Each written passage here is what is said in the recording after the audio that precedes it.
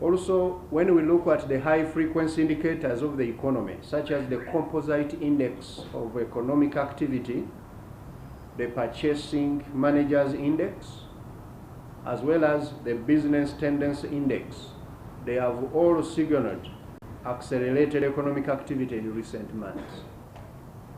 For example, the composite index of economic activity has increased by 1.1% from 154.62 in April 2023 to 156.36 in May 2023, while the purchasing managers index was recorded at 56.4 in June 2023, which was above the 50 no change mark, reflecting strength in business conditions. When it comes to the business tendency index, this one signals how the business executives, the business people in the country feel about the economy.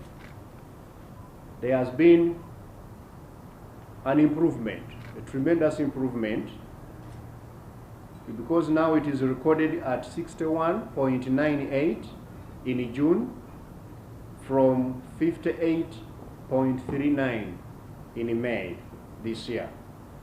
This shows that the business perceptions by the business executives are optimistic, are getting more optimistic. I now turn to the foreign exchange rate. The Uganda shilling has gained strength against the US dollar during the month of June, with an appreciation of 0.6% month to month or month on month on average, and it has moderated at around 3,707 shillings per US dollar from 3,729 per US dollar registered in May. This appreciation was supported by continued restrictive monetary policy stance and an increase in export revenues from various commodity exports.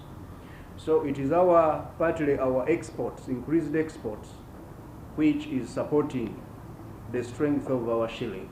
And that's a very good indication of an economy that is recovering. The other indicator is the interest rate.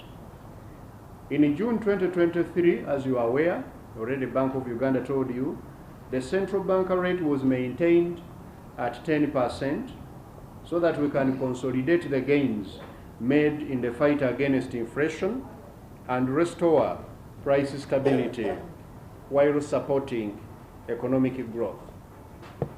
Notably, the decision was premised on inflation adjusting to its medium-term target of 5% in the third quarter of 2023 and remaining stable around that target.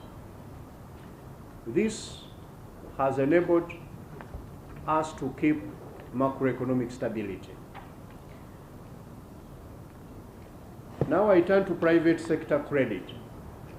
The stock of outstanding private sector credit grew by 0.32% from 20.46 trillion shillings in April 2023 to Uganda shillings 20.53 trillion shillings in May 2023.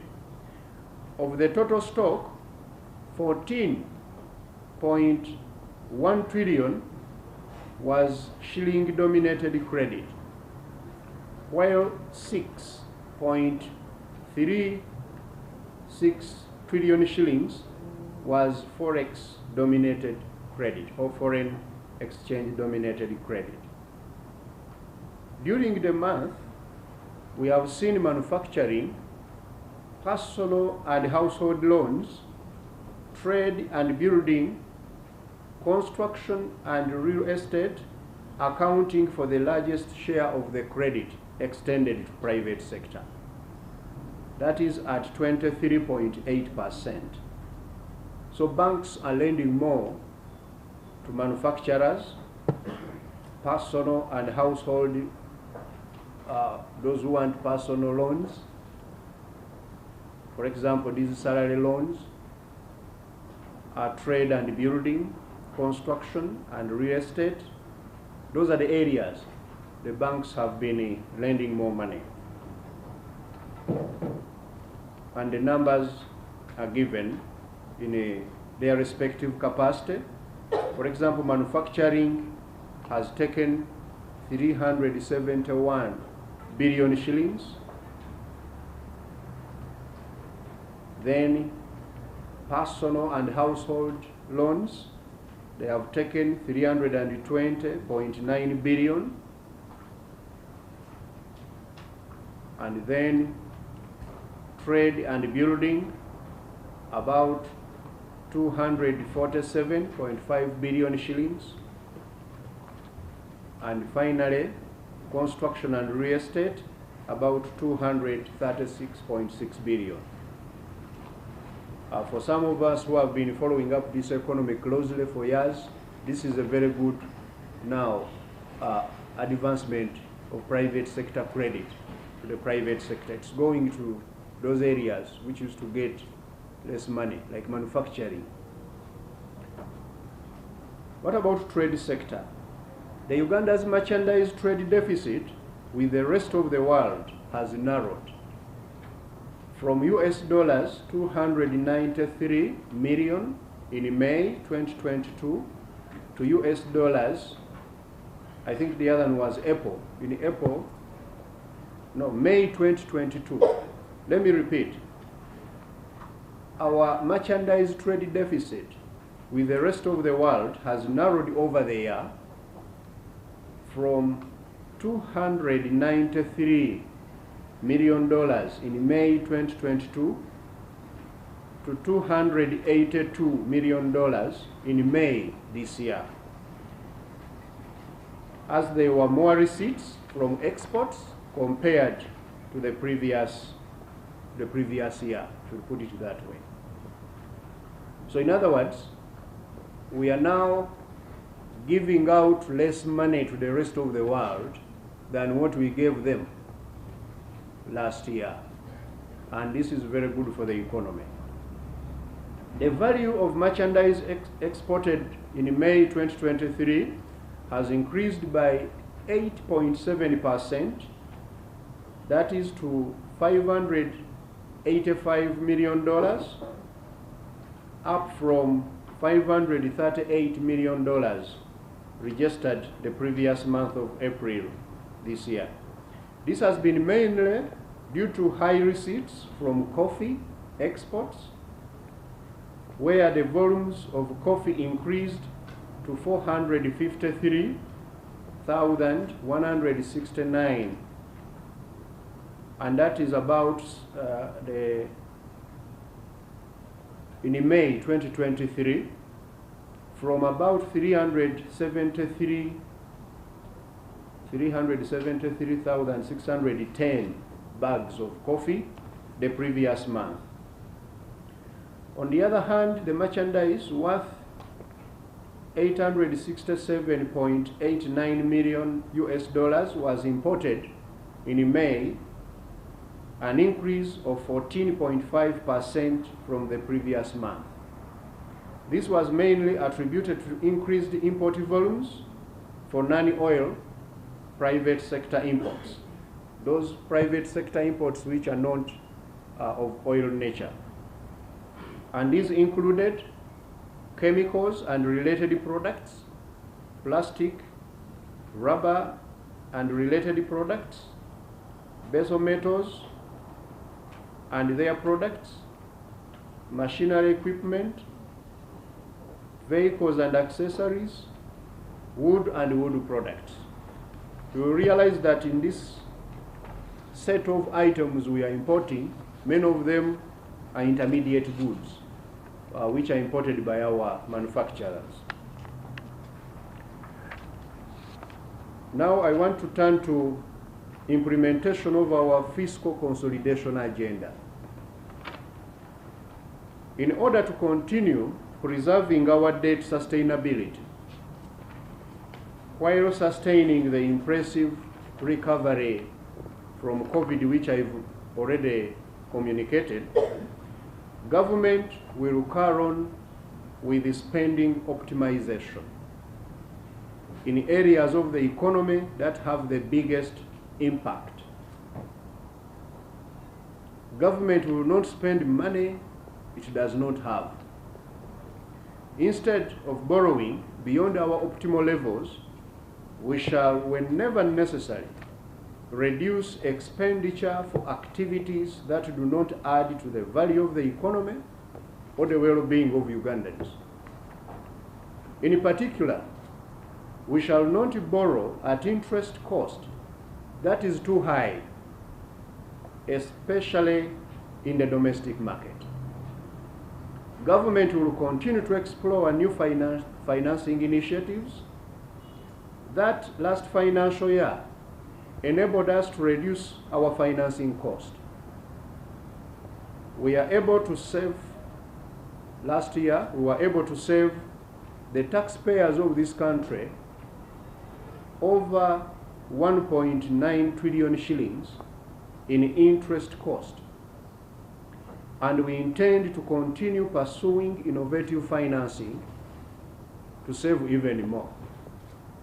Consequently, we call upon our financing partners, particularly in the domestic market, to adjust their expectations. Government will only contract domestic debt if and when it makes financial sense to the taxpayer. I now turn to the approved budget for this financial year.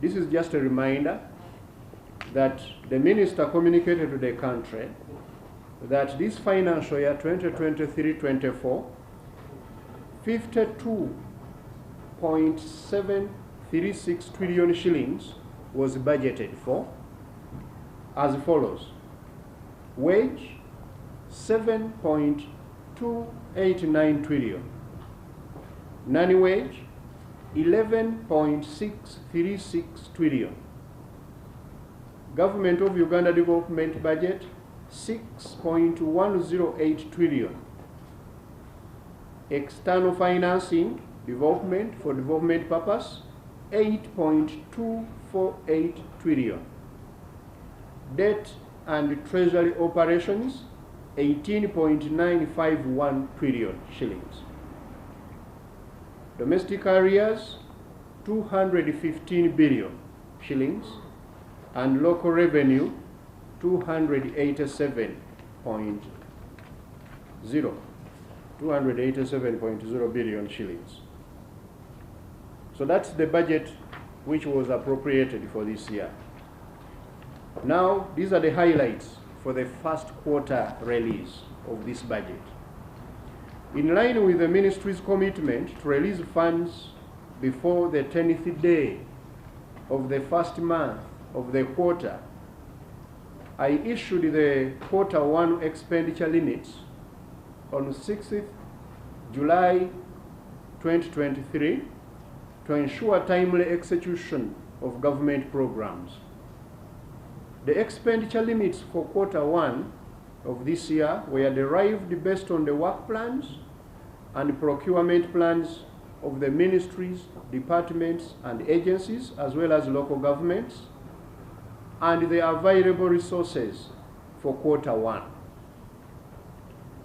This quarter is going to run from July to September, and we have allocated or released 4.833 trillion shillings,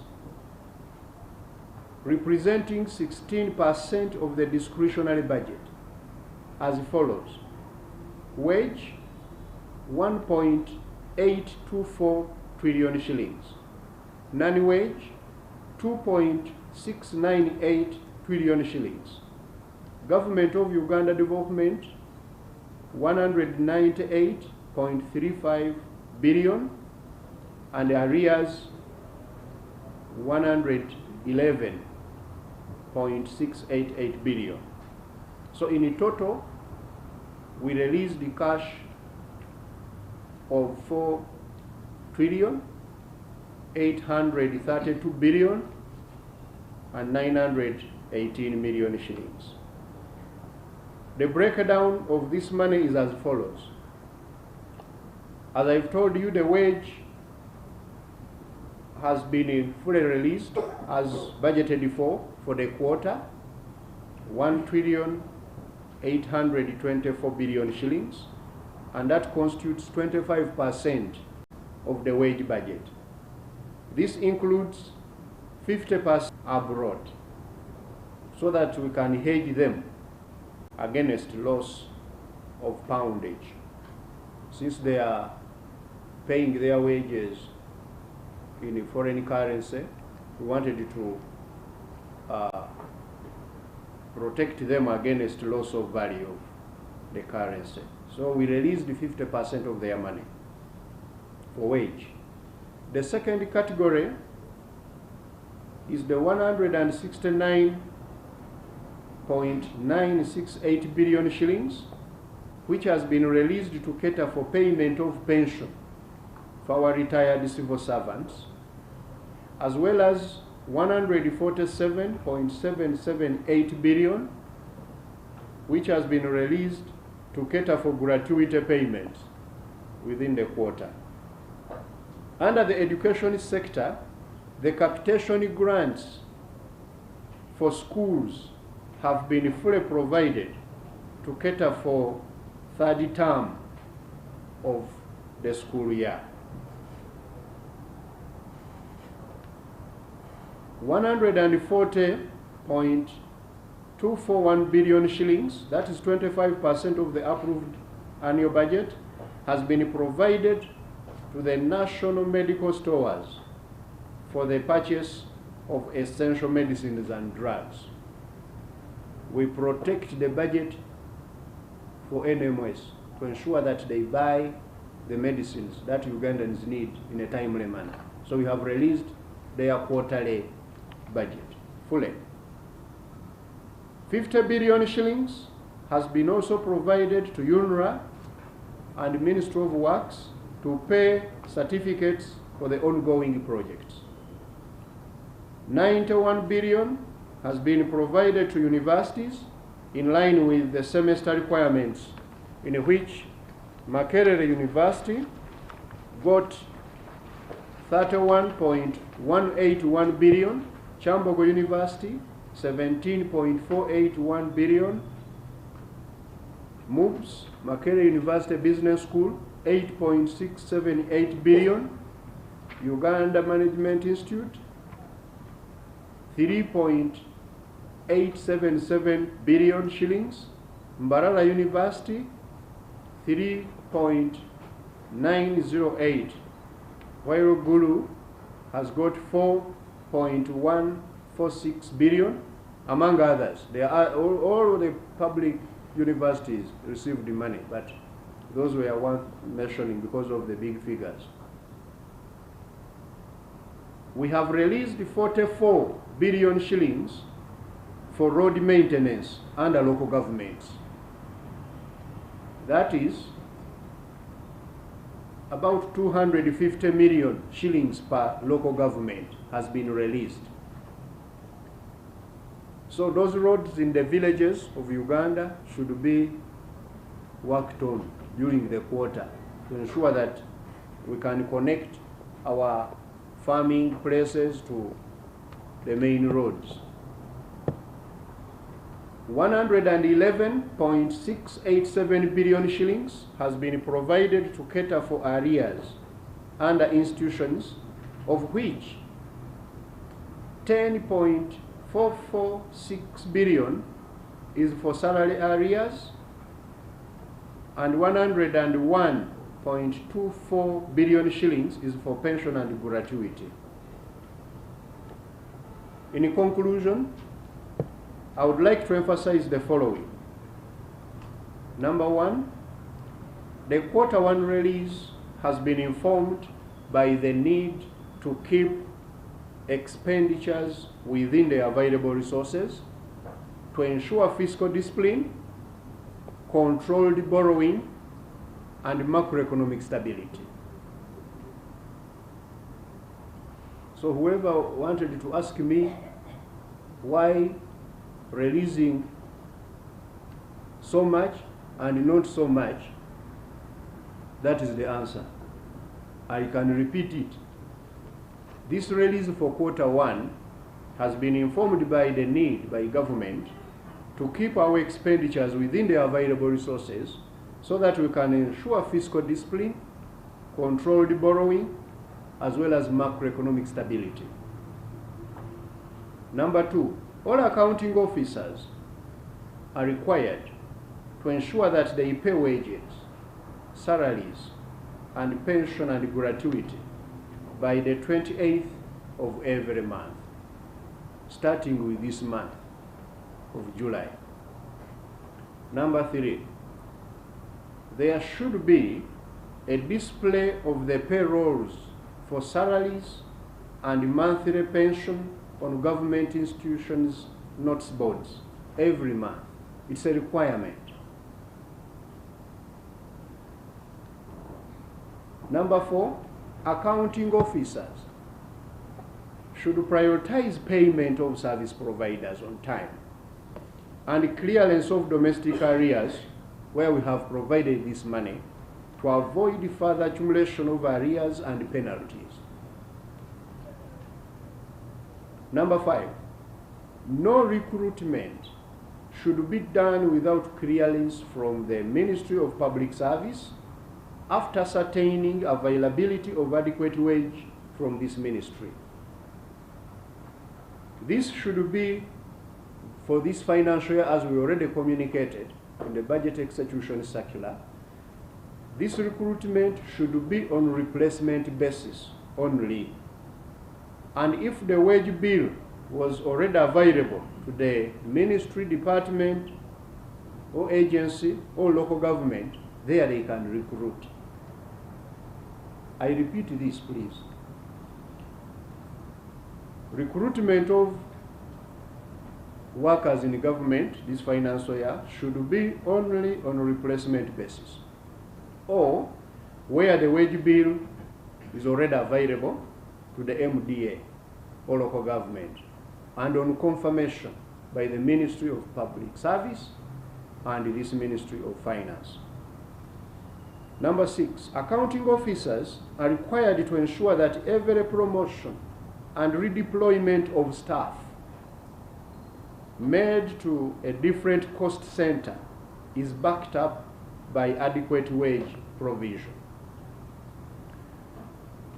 All government operations this financial year, ladies and gentlemen, all government operations will underpin fiscal discipline, budget credibility,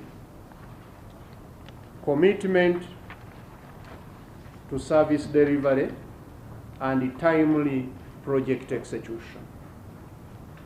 This ministry will not entertain supplementary expenditures that are not for security or industrial policy purposes, and these themselves must be accommodated within the 3% of the appropriated budget as provided for in the law. An accounting officer who is going to disregard this guidance this financial year is going to be sanctioned. You make any request for supplementary that is not within the prescribed provisions, that accounting officer is going to be sanctioned by this ministry and by me in person.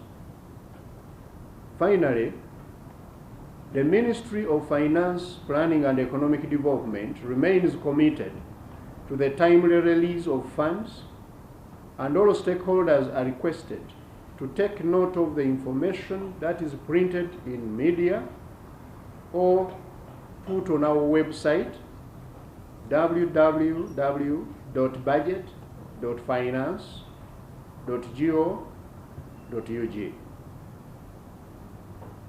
For any further inquiries about the national budget, you may always call our toll-free line 0800 22 9229. 0800 22 92 29. That is the number which is toll-free. I thank you very much for listening to me. Thank you so much, Honorable Secretary to the Treasury, for the well-explained and delivered message all of us here. Ladies and gentlemen, together within here, we have our budget partners. I'm sure they have remarks or some responses to deliver as far as this engagement is concerned. Together, let's welcome the Executive Director, CSBA, Julius Mukunda, to take on. Thanks. Good morning, everyone. Thanks, PSST, for the statement, and we look forward to... Somebody can take these mics to Julius so that he's heard.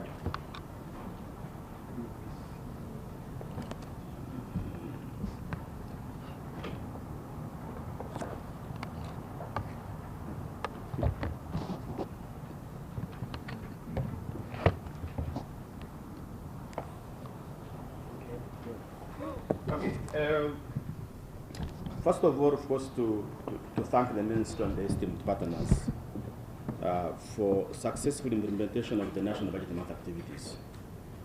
PSST, together with the Ministry, we achieved a significant milestone, especially in making the budget more transparent and participatory. Never had we seen a bigger section of the community participating in the budget process, but also the media for dedicating enough prime time and airtime on discussing and debating the national budget. We have also heard that URA had hit its target. We are looking forward for the final details, but nevertheless, we would like to appreciate the efforts being made in domestic resource mobilization.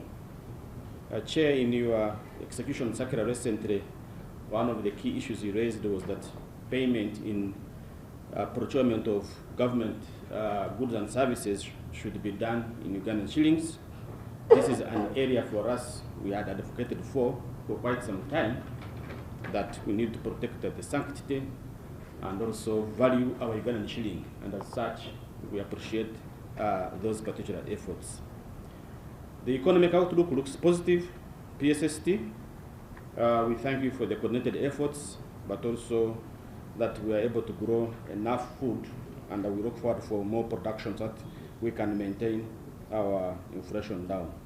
After the budget has been done, Chair, we look ahead to what is likely to happen. And for us as civil society, we look forward to you to address a few of the challenges we are anticipating. One, absorption capacity amongst MDAs. Chair, you may recall that a number of MDAs returned back the money in the last financial year, 2021-2022.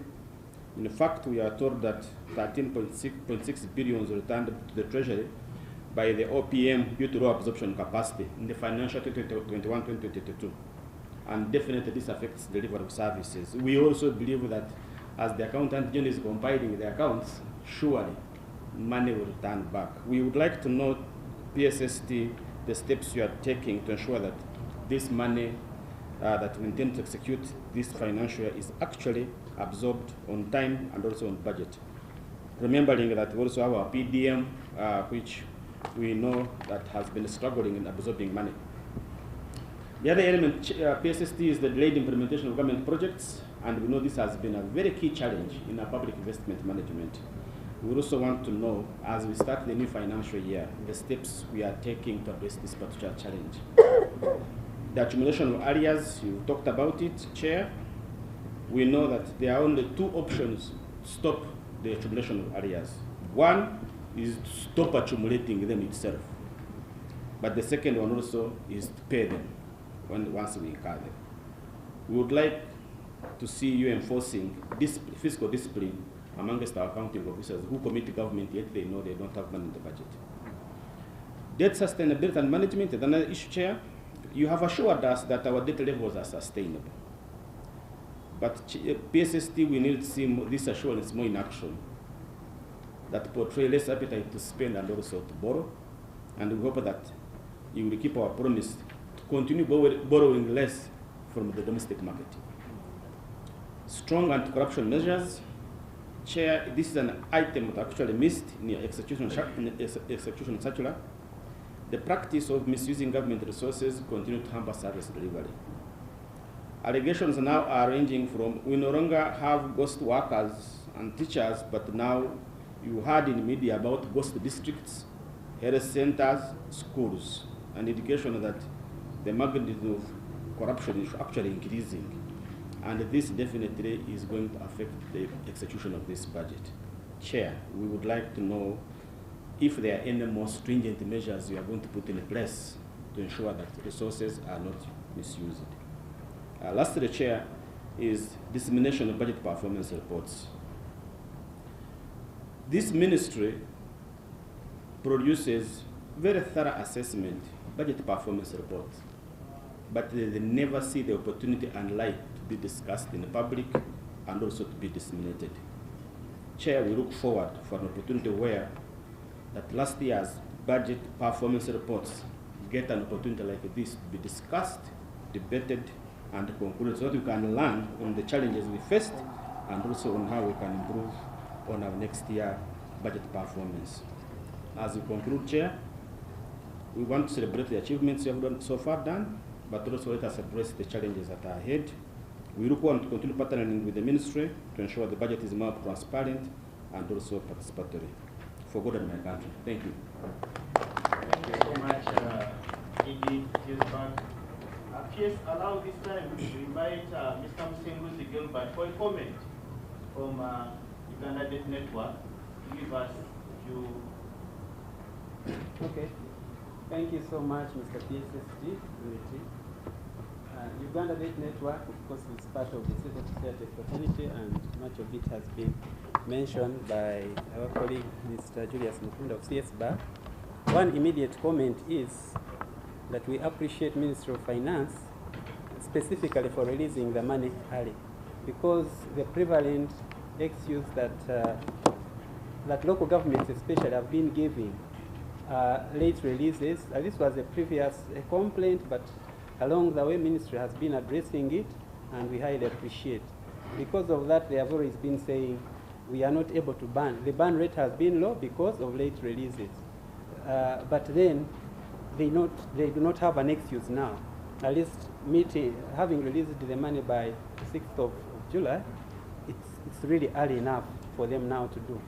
Which brings again the question of preparedness, that local governments and of course the MDAs need to do early planning if it's issues of procurement, so that by the time the money is released like this, you hit the road and do the activity. We appreciate this particular section be about implementation of fiscal consolidation. Particularly, you in Uganda Debt Network, of course, we are concerned about the prevalent, the debt,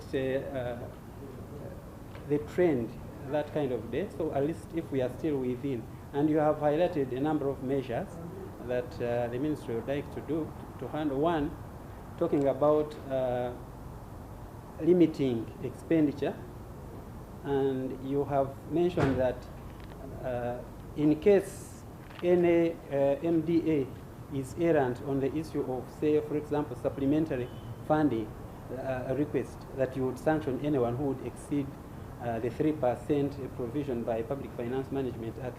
We would like to see this in action, because it has always been happening. We have always had instances when they are borrowing even much more, the supplementaries come too early. So we would like that to be handled. Leakage, he has talked about corruption. We, in civil society, we have monitoring personnel on the ground, and when this money has been released, of course, we shall expect, as you have advised, that this money is, that the details are put on the notice boards, and so our monitors will also be given this kind of money, so that they are able to see what they monitor and see how utilization is done, so that in case of issues arising, they would raise a red flag. And we, on our part, we have of recent changed the stance, and we do not only raise red flags, but we also raise the green flags by appreciating how well the activity has been done. Finally, on the issue of arrears, could government ensure that we do not have unnecessary arrears? If, for example, there are errant officers who in the name of their offices, they say penalize people, like you can have here Human Rights Commission, it has arrears, people who have not yet been paid because of violation of their human rights. So some of the arrears, we are contracting them, and yet they are avoidable.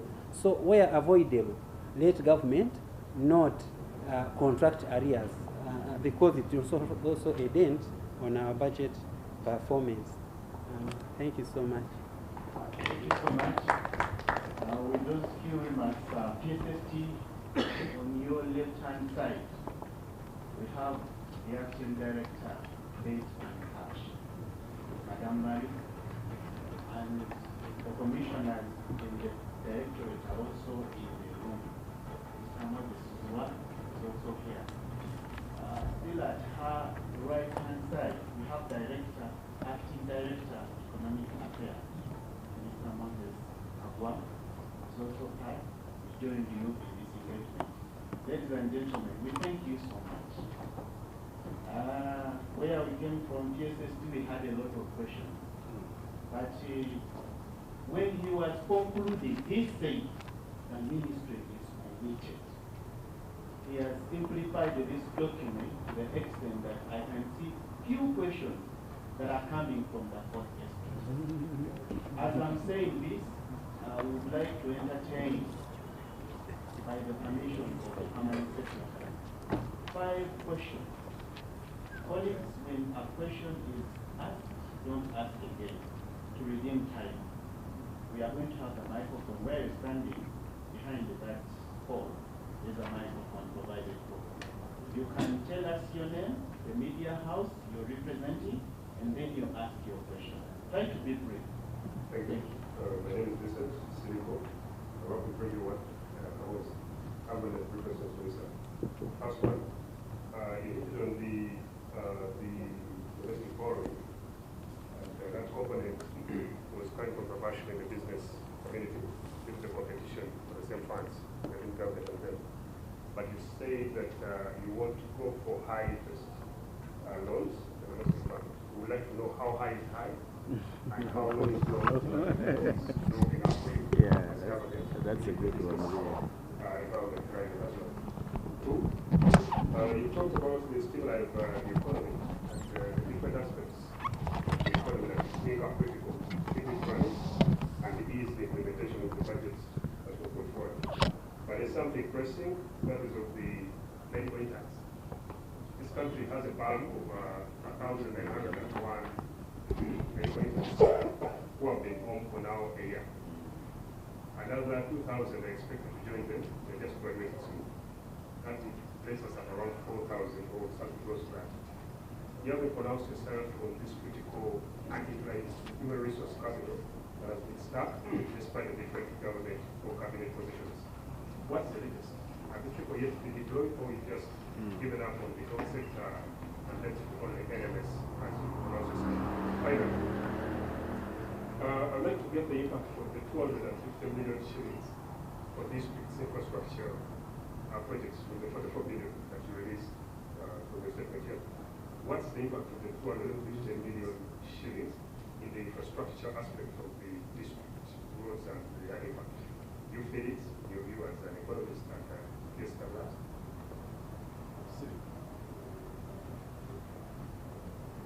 Thank you. I'm Rana Nakapol from Smart 24 TV. You hinted on domestic borrowing, and I'm interested to know because from the... You are called who? Rana Nakapol. From where? Smart 24. Okay. Yeah, I'm interested to know because from a report by IMF, your government exceeded the net credit by a small margin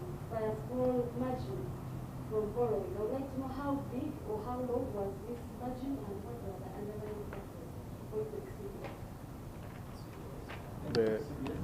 The margin of IMF is what?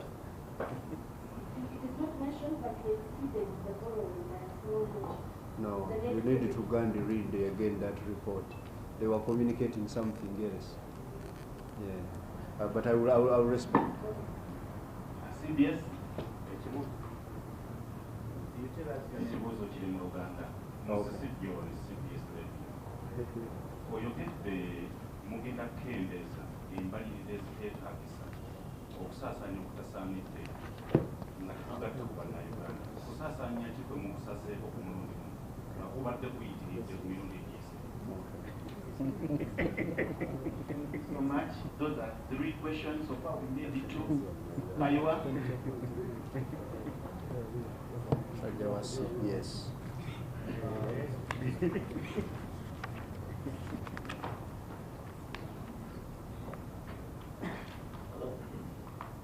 I'm calling from MoFPED. Recently there was a directive not to directly government entities not to advertise with private media. What's the reality of that and its impact in social media houses, the access? Then the other issue is the performance of revenue for the last financial year, revenue collection. One more. UBC. One is about, of course, the shilling. Let's see what is happening across the region. Definitely, as you've spoken, our shilling has remained very strong. But if you were to assess the market, impact of it on our shilling strength has not been felt so much because the prices of goods have remained high up there. Do you expect any change in the coming days in terms of maybe products and goods dropping and becoming a bit affordable? Thank you. Thank you so much, UBC. I think with those 2 questions, KSST, there is a concern outside.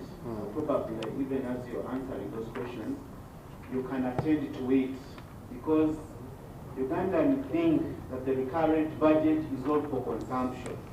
Is it true? Because when they look at the figure at development vis-a-vis the recurrent, does it mean that all that under recurrent is consumption? Would like to hear your views and how you can guide us. Back to you, sir. Okay. Thank you. Thank you very much for this feedback.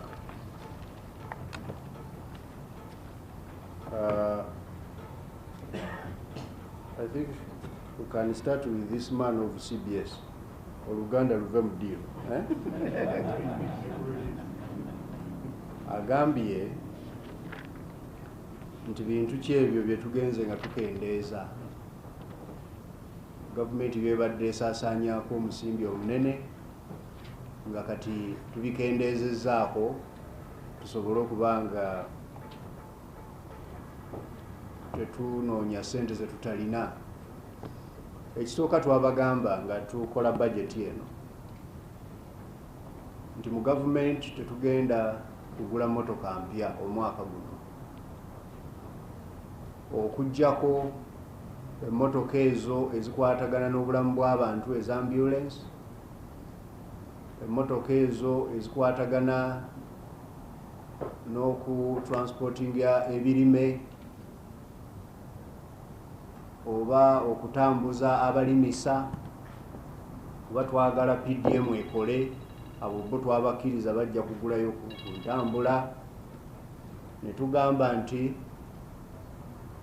n'abo abatunoonyeza ensimbi ng'aba URA tusobola okubakkiriza ne bagulayo ku mmotoka bagende banoonye essente ate ze tunaasobola okuwa abalala ne bannaffe abatukuuma aba security naye bano abasigadde ababadde bavuga emmotoka bagulayo emmotoka nti agulireyo omukulu emmotoka yeekaddiye kati omukulu akyuseeko oba tuguleyo ku pickups z'abakulembeze oba biki ezo tetugenda kuzigula omwaka ezo sente tuzisevinza nno mpitirivu palamenti ne n'aba palamenti kakati ffe wano mu gavumenti okutambula kutono nnyo twataddemu obusente butono nnyo bwaba bagenda okutambula ebweru. Esente endala zonna ne tuzikwata zaali biliyoni 2 mwana mwemu kati twasigazaawo nga 9 mu budget z'okutambula. Endala zonna ne zigenda zikole ku nguudo z'Abannayuganda, ziteeke eddagala mu malwaliro, bye tukola kati.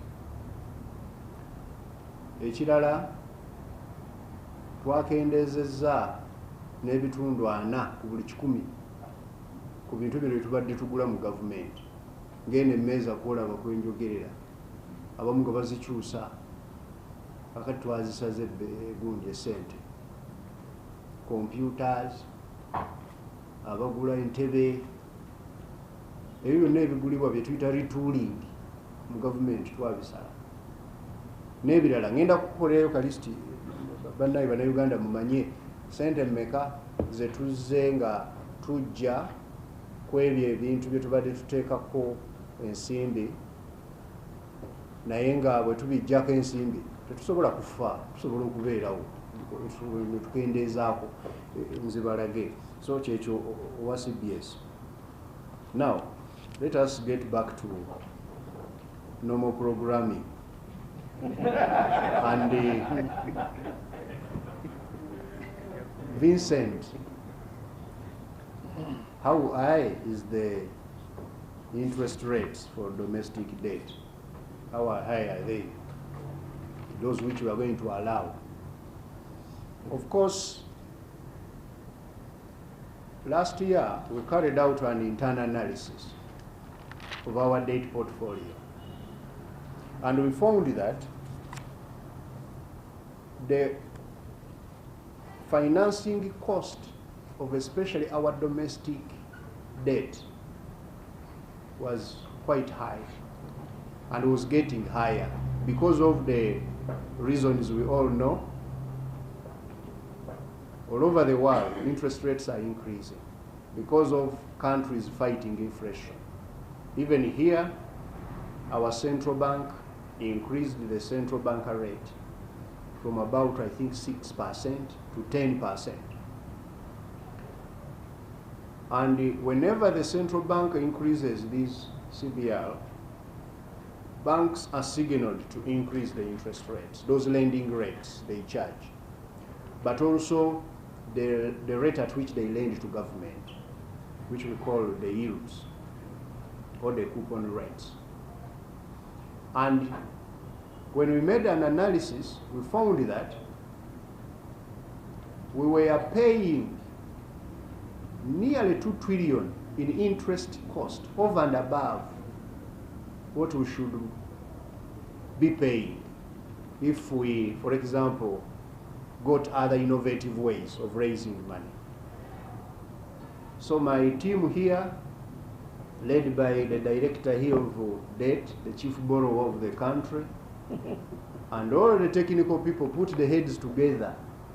Here on this table we were seeing seated, we are always putting brains together. How do we really reduce the cost of borrowing?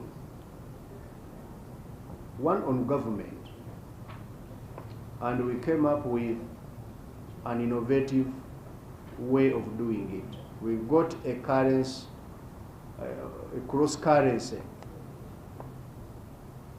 kind of model, and going forward, we are going to explore more innovative ways. Now, that cross-currency innovation that we made, I'll ask you, the director of debt, if you want more details, to give you the details, helped us to get the money to finance the budget as we had budgeted, but at a cost which is nearly 2 trillion lower than we should have paid.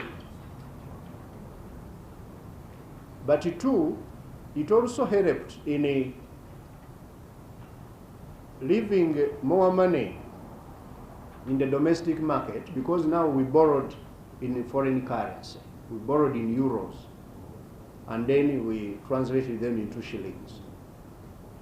So it helped us to leave more money, because we didn't borrow the shillings on the domestic market with the government. rather with the private sector. And as a result of that, the interest rates, which would have increased quite fast, they were maintained at relatively affordable levels. So that's why I'm saying going forward, and this is a message to our partners in the domestic market, please readjust your expectations. The future does not in any way resemble the past. We are going to be more innovative, and we want innovations from you. We don't want to do it the easy way we have been doing it in the past. So the interest rates, domestic interest rates, we need them to support them to reduce. And that is the whole essence of this, but also to reduce the cost of servicing debt, and for you, the taxpayer, to be able to get value for money.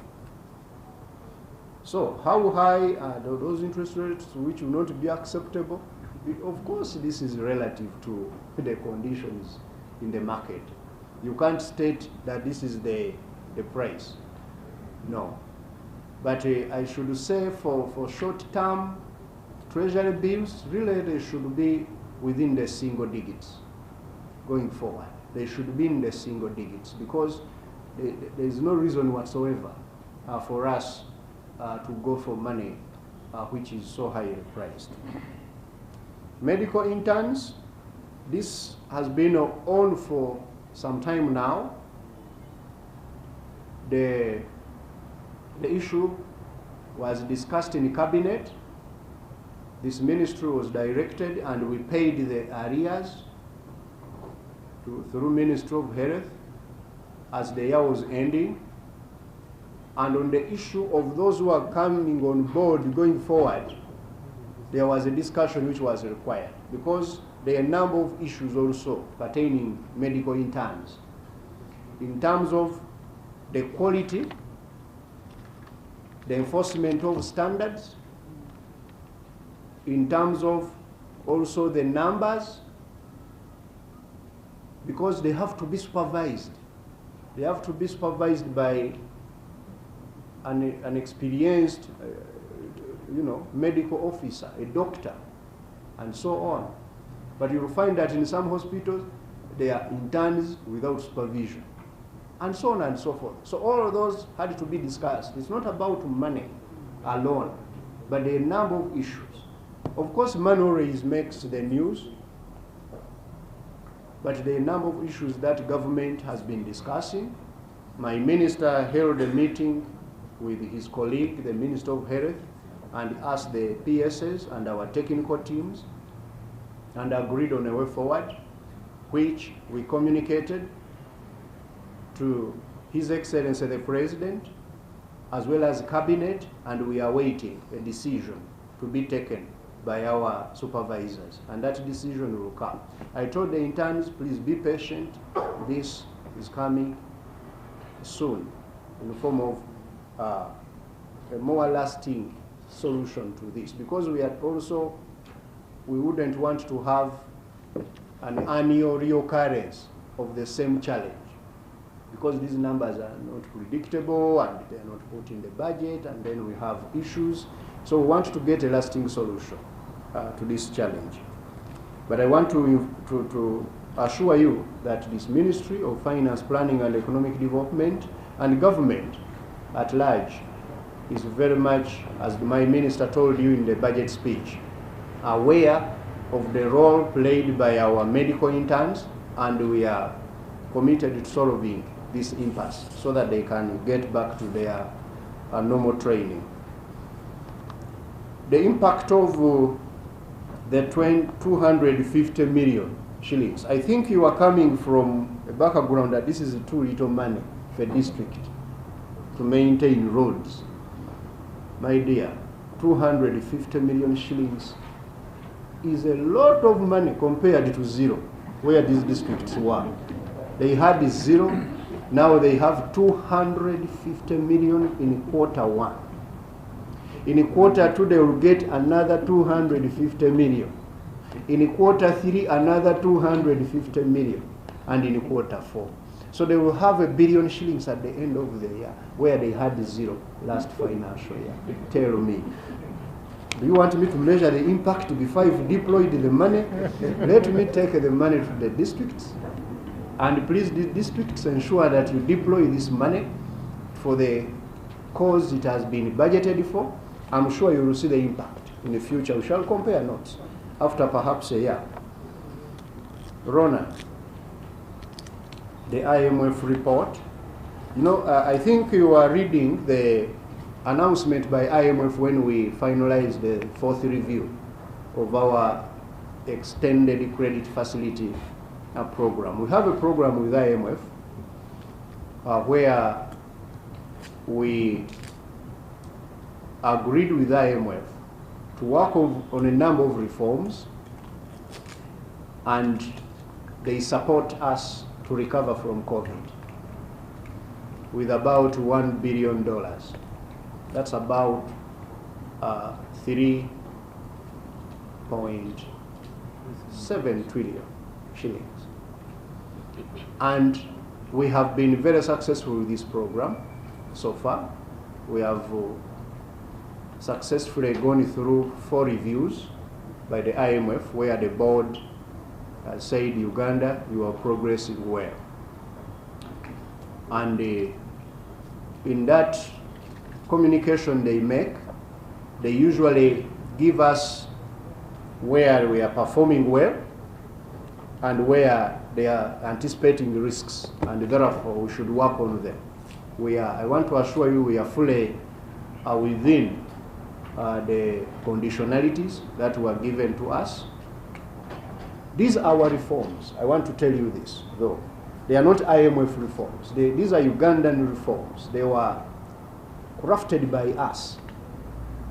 For example, number 1, we said we need to increase domestic revenue mobilization so that we borrow less and we use more revenue. I want to tell you, every single year we are progressing. We are improving on domestic revenue. We are removing those areas which were affecting our ability to collect revenue. We have strengthened URA to administer our tax laws and tax measures to ensure that we can get more revenue. We are working on rationalizing exemptions. We are also able to improve on IT to track our taxpayers, for example, who don't want to pay, want to under declare and so on. I want to tell you, in the past 2 years, we haven't introduced new taxes. Those which you have been communicating as new taxes, they were actually just twisting the tax measure to ensure that it can actually be more affordable or more fair to those who are paying. Although we are not very good at explaining technical terms, we are going to improve on that front.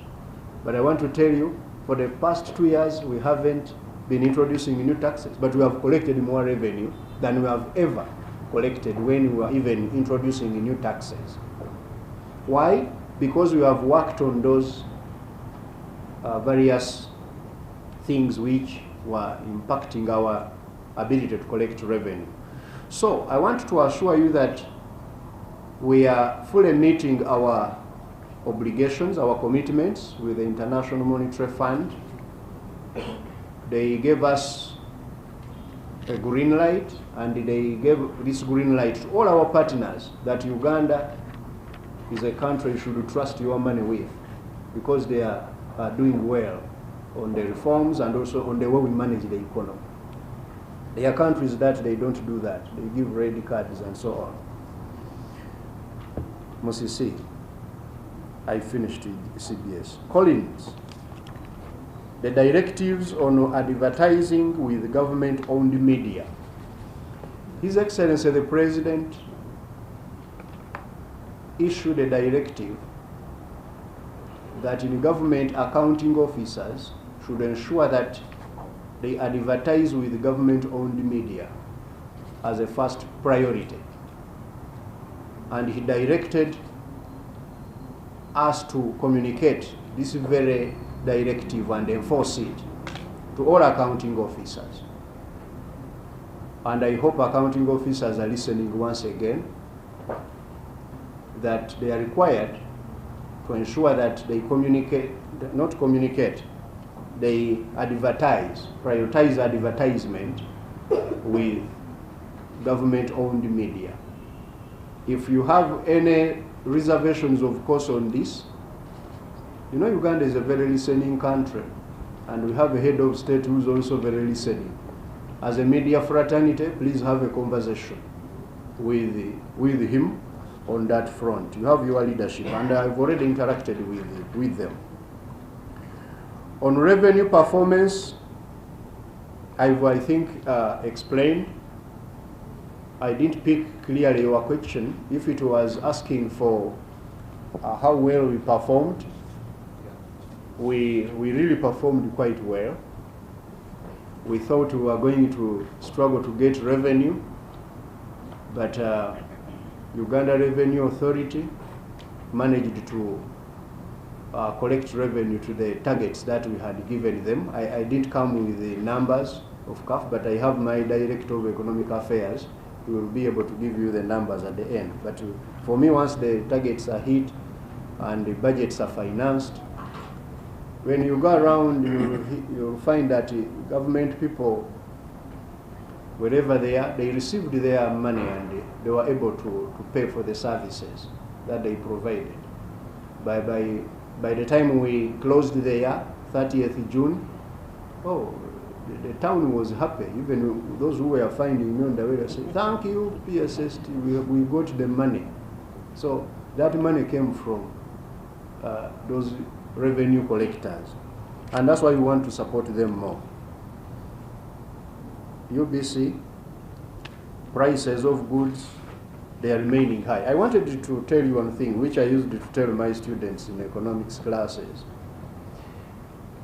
Please, when we say inflation is reducing, it does not mean that prices will reduce the following day. Inflation measures the speed at which prices are rising. So when we say now inflation has reduced, it means the speed at which they were rising is reducing, but the prices are still rising a bit. And normally in an economy, the prices should also keep increasing, but at a relatively slow pace. Or else, as you remember, those who start in the basic economics classes, nobody will supply their goods if the prices are dropping.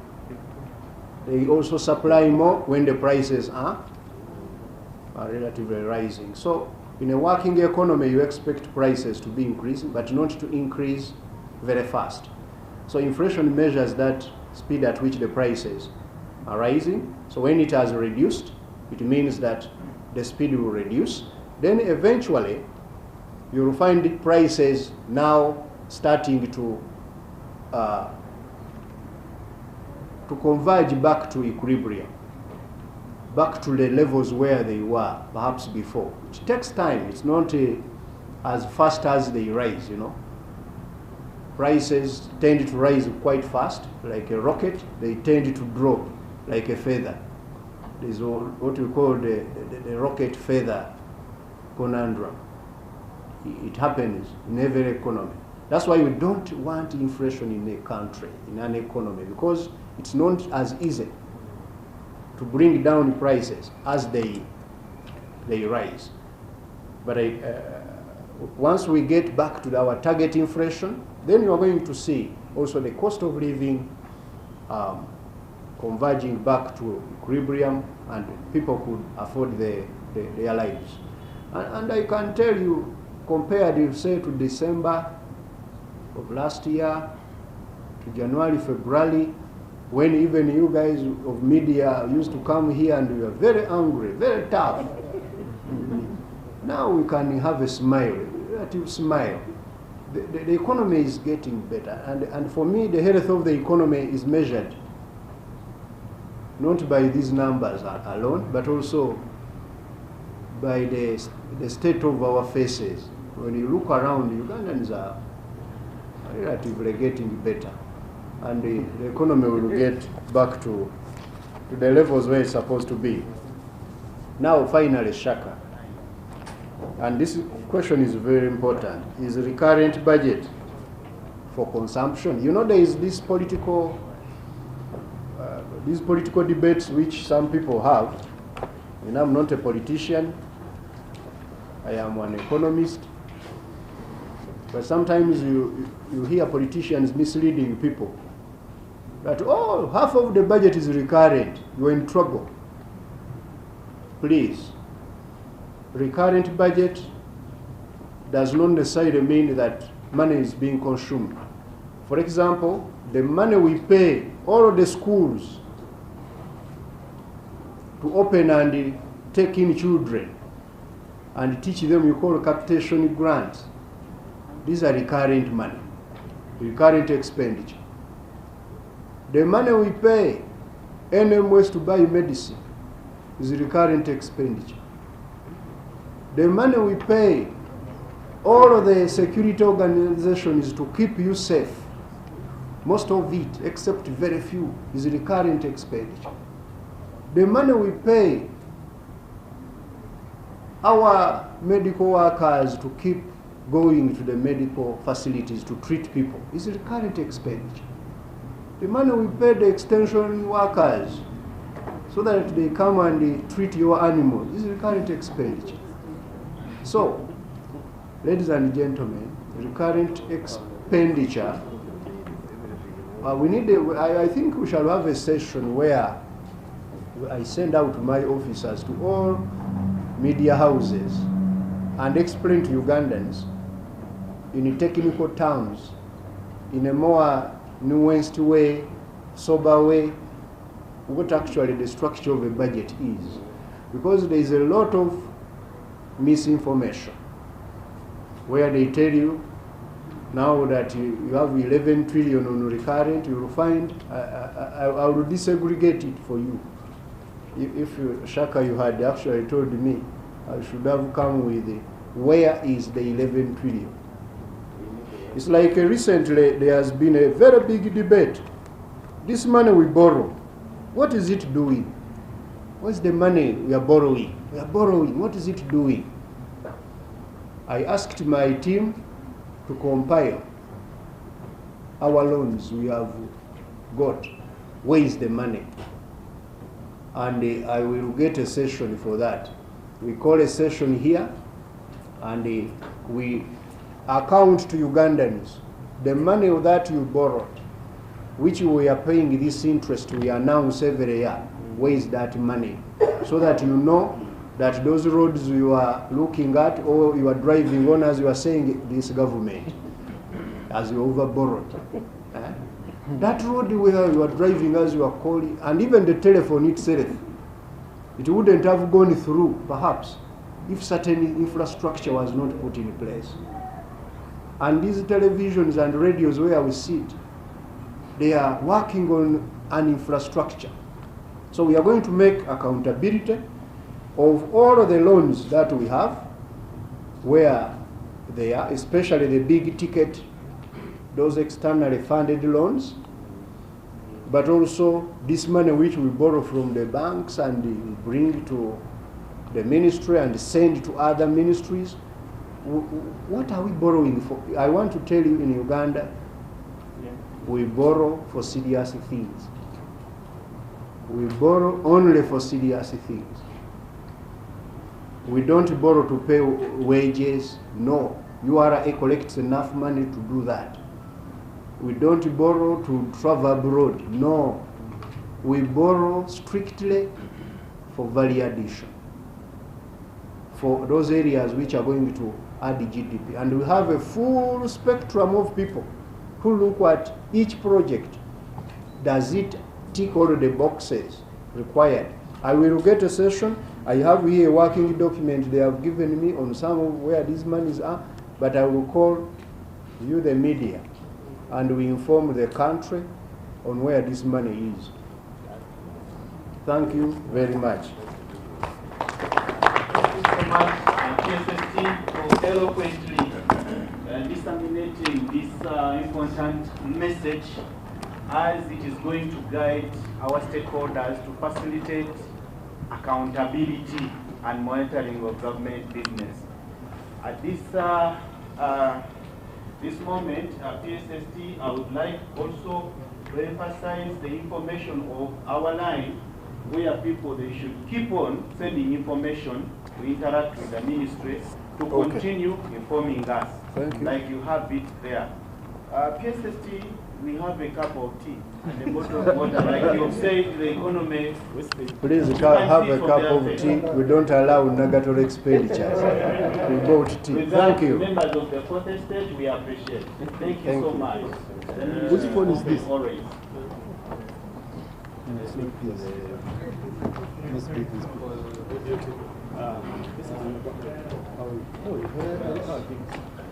I'm going for that. I'll go when I come back. Please be around.